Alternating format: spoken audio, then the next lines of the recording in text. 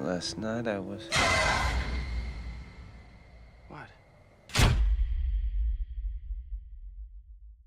For a good while now, ever since I was a boy, I've been watching an awful lot of Daredevil recently, both the original show and the new one, and trust me, the difference is very night and day. But that's not what we're here to talk about. We're here to talk about where the current stance of the retro card line really is as far as the Marvel Legends iteration, at least current modern day Marvel Legends. Because for a good while, like I said, ever since I was a little on the younger side, I've always wanted a much more definitive comic book / slightly animated series influenced Green Goblin that wasn't based on a movie or a video game license or anything of that sort, or even of any of the modern interpretations of the Green Goblin, something that is very staple from the original Jack Kirby Stan Lee 1960s comics. And so the closest that I had was that much larger 7 to 8 inch Green Goblin I've covered on the channel before on multiple occasions. And so to see that modern day Marvel Legends was going to retro card a reissue of sorts, a re-release, remaster of some kind of that 6-inch scale, but with their current things that they have done as far as like the pinless joints, etc. I thought to myself, alright, honestly, I actually feel compelled to pick this one up. Even though they've tackled some of the more classic characters, classic villains, most recently, Green Goblin was kind of a no-brainer. This is probably the quickest that I've pre-ordered a Spider-Man villain within the retro card line, even if at times I would get very hesitant to look at that $24.99 price point and think to myself, is it really worth picking up knowing what I'm getting in return? But this time, the character was speaking a little louder than the figure itself. But frankly, I feel like maybe I should have listened with that initial gut, because the figure itself, I think, could have been done a little bit better. And sure, just because you're reissuing older iterations of a Marvel Legends line doesn't necessarily mean that you should like just keep it there. For one, I just mentioned, most Marvel Legends figures that come out these days from Hasbro are pinless. They try to like refine some of the tooling, etc. And then here, you'll notice that right off the bat, there are pins. So I'm like, all right, they didn't even really try to cover those things up. So what exactly am I dealing with here as far as a comic book-based, faithful interpretation of the Green Goblin? Well, you get the staple outfit that does manage to hit all the right check marks as far as color scheming, because this is a very vibrant green and a very saturated, muted kind of plum that is pretty fitting for Green Goblin. This has always been the clash that really works in favor of the Green Goblin. I know that there's like some panels and some animations from some of those older 60s and 70s cartoons where the Green Goblin had a much more bluish purple. But frankly, this is a color scheme, a color clash, if you will, that really does work. I do think that it could have been a little better if it was a little bit more uniformal, because from what I can tell, most of that plum color really works as far as the middle tunic, the gloves, and the boots, and even a little bit of the cap, I guess you could call it, the Legend of Zelda Link style cap that he's got going on over here. And I really do like the little added detail to the wrinkle of the little piece right here that's kind of trailing in the wind. I do appreciate that. I don't appreciate that both the belt and the pouch that he's got strapped along the shoulder here are a completely different hue of purple. I almost want to take out the word plum and replace it with something else, more like a raspberry purple-ish kind of color, but you can blatantly tell even through the camera that's a completely different purple. So I really wish that things were a bit more uniformal. As far as texture work, it's pretty much a very adequate job as far as building on the cloth mechanics for the gloves and the boots, the little teepee toes, the little goblin toes that he's got going on right there, as well as the flaps that kind of fold down here from the boots. And they do a pretty, solid, serviceable job with the actual little detail that you have on the pouch itself, the buckle, the belt, etc. But to me, the detail that really stands out, that in my opinion kind of steals the show with the figure, would have to be this texture work on pretty much every part of the body that is green, specifically the biceps, shoulders, thighs, and a little bit around the knees, where you have this texture, this very lizard-like texture that to me does kind of work. And if anything, it's actually one of the solid foundations as to what actually makes me feel like this figure could have been handled a little bit better as far as the quality side, because it almost feels like two different teams handled this figure. One handled all the purple stuff, and then the other handled the green stuff.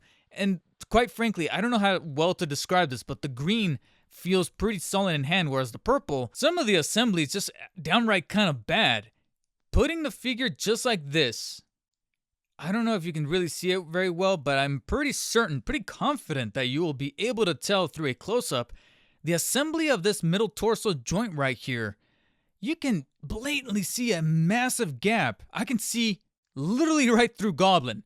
I can see the other side of the background right there through this tiny little slit amongst the hinge. And I noticed that just right out of the box, actually from within the box before I even opened it. I thought to myself, what the hell is going on? That's just one of the two things that really captured my attention, and not necessarily in the positive light. I thought to myself, why is it assembled that way? It just makes the whole thing feel kind of bootleg and cheap. And if that wasn't enough, take a solid look at those eyes. My God. Because the paint apps on those eyes, which is a shame because the actual sculpt work behind the menacing goblin face and even the ears is top notch. It's really when we get to the paint applications that, despite being pretty cohesive with the green and even the yellow and the slight yellowing of the teeth and the lips, etc., why are the eyes, specifically the pupils, going in completely off different directions that even before, like I said, pulling the figure out of the box, out of the retro card bubble, and just seeing it from across this side of the plastic, I was like, what the hell is going on with that face? I think it should be a bit more menacing, scary, and yet I couldn't help but just laugh looking at that thing. Again, it's a shame because I know from a fundamental standpoint, it's strictly just the paint. The sculpt is not the problem, it's the paint. And if they had probably just taken a little bit of extra precaution amongst QC, whether it be making sure that this gap is not as abrasive or making sure that the eyes are not as spread out, Pennywise style, I think they could have had a much more solid build on this thing, especially for it being a bit of a reissue and building on what some of the prior manufacturers, specifically Toy Biz, were able to deal with their solid build. Because trust me, I've seen some of those Toy Biz classic Green Goblins, and even while owning this guy, I still somewhat covet them. And at times, the articulation also calls attention to some of those problems, because when you rotate the head 360, not only, I mean, sure, the movement is pretty neat, it's pretty, solid and does the job, but then you get a gander at that hinge, which sure does allow the head to be able to fully look up, as you can kind of see it right there, and even slightly look down before the chin kind of cuts it off. But then it calls attention to two things. One, how massive that stump for the neck joint really is, that, like I said, it just kind of looks a little too obvious. But then on top of that, it calls attention to the fact that he's already got a scooted down, little mask piece that's part of his little cap right here, shrunken down to around his collar that's also very, very loose and kind of in the way. And you're probably wondering why that piece is really there. It does factor into one of the accessories, but having it be there by default, I'm like, all right, it's just a little bit redundant with the cap already on top of the mask. And sure, you could remove it, but still, I was like, it's just kind of getting in the way. I feel like maybe this should have been just kind of glued on instead of just frequently bouncing up and down. Then you get to the arms, which are, in my opinion, are more of the solid joints that really do it for me, because you do have a ratcheted joint that allows the arm to fully rotate 360 degrees, the hinge inside of the ball joint that allows extension. However, because of how robust those shoulder joints really are, it kind of stops just shy of the 180 degree angle. It just stops right about right there, so it can't really do a full arm extension. But the biceps, as you can see, fully rotate 360 degrees, no problem. Two joints at the elbows that should allow movement to be able to bend the elbow almost all the way up. However, they stop just a little short due to the way that the gloves are constructed, and it just kind of stops at about right there. However, the hands can fully rotate a full 360, and there is technically a hinge inside that allows full bending inwards and outwards, and I'm generally kind of surprised by how well those hinges really work, considering the actual cuff of the wrist glove part right there. I imagine it has to do with the rubberized portion of that cuff that allows a little bit better flexibility when moving the wrist, so at least I can commend them for doing that. But naturally, we have to get to the eyesore that is that mid-torso hinge, which naturally can allow full extension towards the front and towards the back. However, when you go towards the back, that gap gets even worse, because you can see just how much separation is really happening right about right there. And in case you weren't already wondering, yes, if you move the arms in a specific motion, you can technically remove the pouch. It is loose and kind of bouncing all over the place, and it's kind of getting on my nerves now. So I'm just going to go ahead and separate it and move it off to the side. And then right below the torso hinge, you do have a waist cut that can fully rotate in a rotated position 360 degrees. The legs could rotate upwards about that far, so the articulation for that one is actually pretty cool. And they can kind of flex towards the back a decent amount, but they do stop shy of the very tiny ass piece that's back there. But you do have proper leg extension towards the sides, though they can't split up a full 90 degree. If anything, it's kind of stops just shy of the 45-degree angle right about right there. You are, however, given not only thigh swivels, which are supremely tight due to the way that, like I said, the solid quality of the plastic within the thighs, much different than that of the tunic or the mid-torso or any other part that's practically purple. But to kind of skip a little ahead here, you also have boot swivels. So you do have a boot cut right below the two joints of the knees. So not only can you swivel at the top or at the bottom for full postability and balancing of the legs, but of course you get the two knee joints that can fully bend all the way up, much more respectable than the elbows were. And then right below the boot cut, you are given that traditional Marvel Legends ankle joint that can pivot the foot downwards a pretty good amount, and then kind of pivot slightly upwards right about right there, and pivot inwards side to side, but of course no real rotation. But this time I can't really complain all too much due to the way that you're given two full options to swivel at the leg. So yeah, things just feel kind of conflicting with this guy, but frankly, I will admit that conflicting feeling happens when I'm moving the joints. Once you get them into a pretty good pose, I will say that a little bit of that menacing nature that the Green Goblin is known for does come through slightly, especially when, again, I guess it's in the eye of the beholder of whether or not they find this face scary. But if you do want to alternate the face or amplify the posability and the look of this character, again, you can kind of reposition the pouch onto him if you so wish. But you can also have him hold his traditional, very iconic pumpkin bomb, which does come included. And I actually do like the effect, the little green smoke, green flame effect that's coming out of the pumpkin right there, etched in with a jack-o'-lantern face sculpted in right there at the front. Pretty cool, nicely painted, and can fit into either one of his hands since they're both designed and sculpted to look like they can hold something. So I do like the, what's the word, ambidextrous nature to him holding the pumpkin bomb. However, if you want to go for a much meaner looking face or just get rid of this overall goofy-eyed expression, he does come with a Norman Osborn alternate unmasked face sculpt, which in my opinion is not only beautifully painted and sculpted, really great expression there on Norman that's almost fully lifted from the comics. I do like the cocked eyebrow, the little, etchings of the wrinkles there at his forehead. But frankly, to me, the most monumental thing about this head sculpt is that he still has the waves. Holy shit.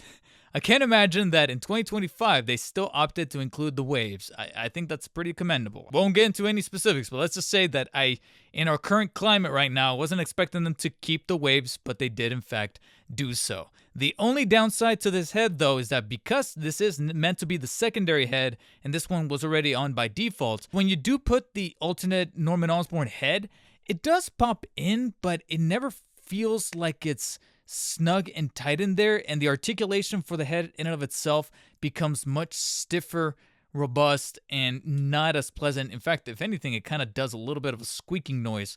So I don't know if the sculpting of the ball joint was made a little bit too big, but it technically does hold the head in place. It just does it a little bit much more firmer than I would have liked to. So the hinge still works pretty properly, but when it comes to rotation, it's a little too hard and too tough on it, that I'm kind of scared that that's going to create some kind of damage from within on the alternate Norman Osborn head sculpt.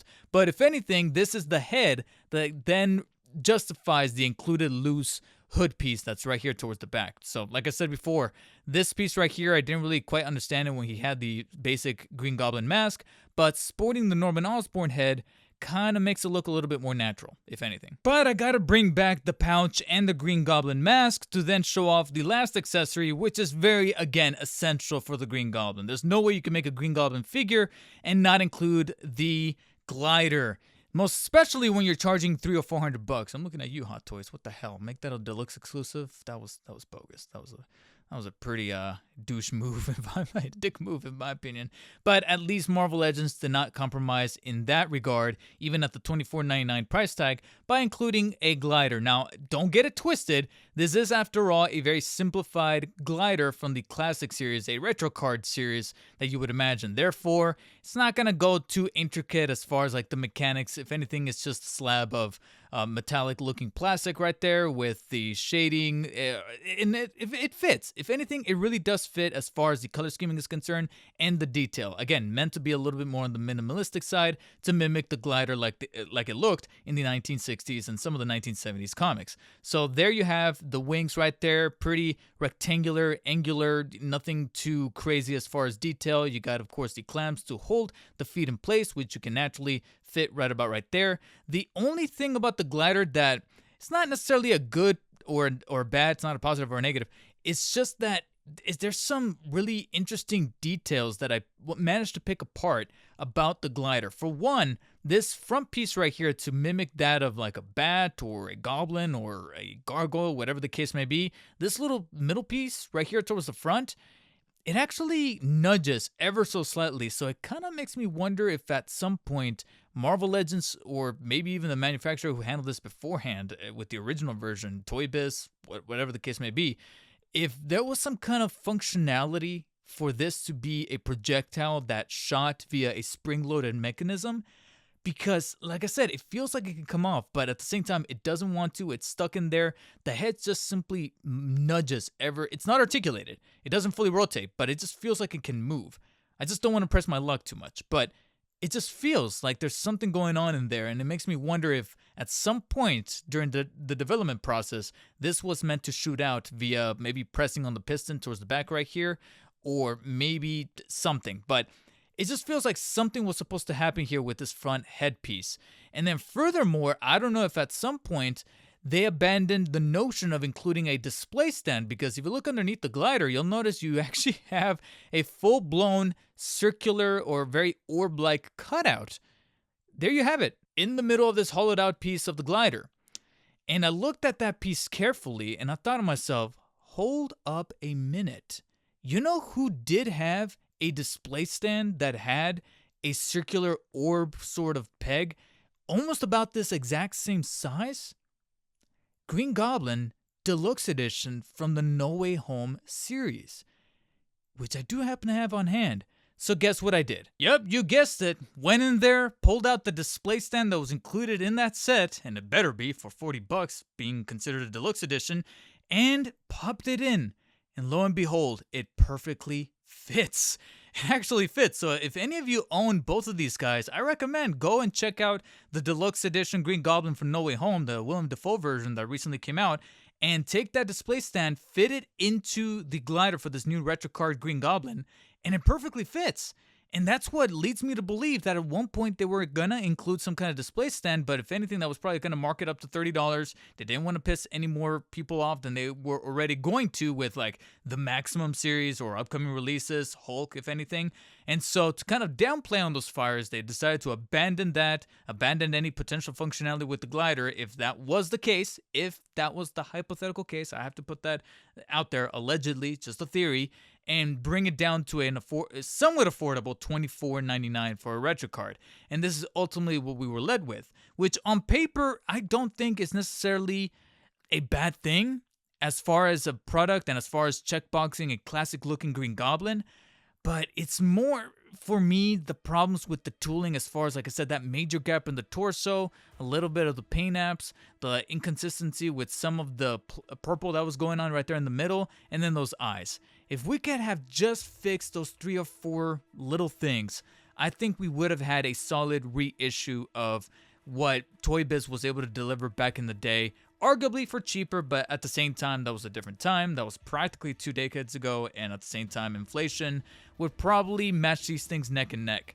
But at the same time, you can't be half-assing the quality if the fact that the pricing with inflation either stays the same or gets kind of elevated by a couple of bucks. Then you have to mimic that. You can't just subpar it. And that's why I was ultimately just a little let down by this reissue of the retro card classic-looking Green Goblin, because I was stoked to finally have a much more definitive version of the villain in my collection. And I still think that I can achieve that if I were to fork over an extra little bit of money for a Toy Biz. Ultimately, with things happening in the economy, Hasbro's gonna have to look at the characters that ultimately did work as far as purchases and try to refine the problems that were happening with those original figures so that they can deliver on what collectors want, while at the same time keeping the money flow consistent. Because trust me, everyone's gonna be hurting, everyone's gonna be picking and choosing the exact specific figures they truly do want because they're not gonna have that much money to spend, so they can't really afford to be putting out figures of this at this point. You know, I feel like maybe going forward, if the Maximum series does in fact take off, it's time to retire the Retro Card series. I understand that it's kind of beloved whenever those Hasbro Pulse streams manage to come around that are tackling the Marvel Legends, but frankly, I feel like it's time to move away from the Retro Card. And it's that viewpoint that ultimately led me to give this Retro Card Green Goblin a 5 out of 10. Could have been better, maybe an additional accessory. Again, I do like the Norman Osborn, and I do like I said, a little bit of the texture work happening on the green parts of the figure. But again, it still leads me to believe that 2 different teams worked on this figure, and I feel like it needed to be all hands on deck for an iconic villain like the Green Goblin. It's just like with Venom. You can't half-ass it, and I ultimately feel like they did. So it's got me looking into some other companies, maybe even some third-party bootleg ones like CT Toys, to ultimately deliver a much more iconic, comic, definitive Green Goblin. And my search is still ongoing. Are your guys' search continuing for a definitive Green Goblin, or were you guys able to stop with this Retro Card series version that was most recently reissued? And do you think that maybe at this point we should retire the Retro Card line and move on to greener pastures when it comes to Hasbro Marvel Legends? Let me know down below, and while you guys are down there, hit the thumbs up button if you enjoyed this review, thumbs down if you did not, and as always, take care and stay humble.